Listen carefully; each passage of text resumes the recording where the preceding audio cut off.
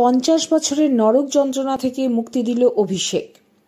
50 বছরেরও বেশি সময় দক্ষিণ চব্বিশ পরগনা জেলার বজবজের চড়িয়াল খালের ওপর দ্বিতীয় সেতু না থাকার দরুন সেই অঞ্চলের লক্ষ লক্ষ মানুষ যে ভয়ঙ্কর যানজট সহ একাধিক সমস্যার সম্মুখীন হচ্ছিলেন তাকে এক প্রকার নরক যন্ত্রণাই বলা যায়।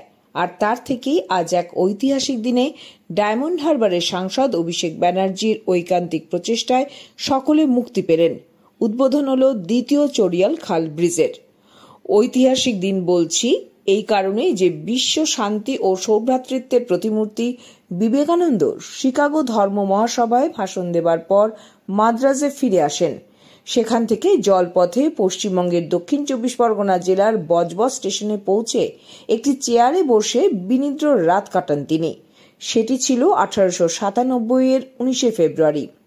যে চেয়ারে বসে তিনি রাত্রি যাপন করেছিলেন সেটিকে ভারতীয় রেল তার নিজস্ব সংগ্রহশালায় সংরক্ষিত করে রেখেছে।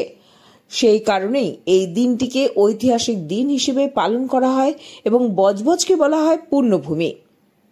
এবারে এমন দিনেই ডায়মন্ড হারবারের সাংসদ অভিষেক ব্যানার্জি এলাকাবাসীর দীর্ঘদিনের সমস্যা দূর করে চড়িয়াল খাল ব্রিজের দ্বিতীয় লেন উদ্বোধন করলেন।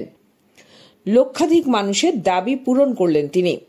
প্রধান অতিথি হিসেবে অভিষেক ব্যানার্জি ছাড়াও অনুষ্ঠানে উপস্থিত ছিলেন জেলা শাসক সুমিত গুপ্তা, সভাধিপতি নীলিম মিস্ত্রি, পরিবহন প্রতিমন্ত্রী বিধায়ক দিলীপ মণ্ডল, বিধায়ক অশোক দেব, বজবজ পূজালী পৌরসভার চেয়ারম্যান, পৌরপিতা সহ একাধিক উচ্চ পদাধিকারী।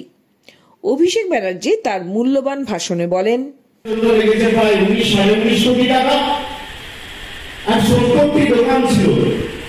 সব অংশীদার মিলিয়ে প্রায় 237 জন তাদেরকে ক্ষতিপূরণ দেওয়া হয়েছে, বাকি আপনার 36-37 কোটি টাকা।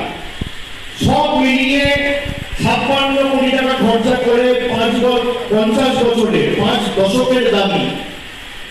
1952 সালে প্রথমবার নির্বাচন হয়েছিল, খুব সম্ভবত ভারতের জাতীয় কংগ্রেস এই আসনটি থেকে জয়লাভ করেছিল।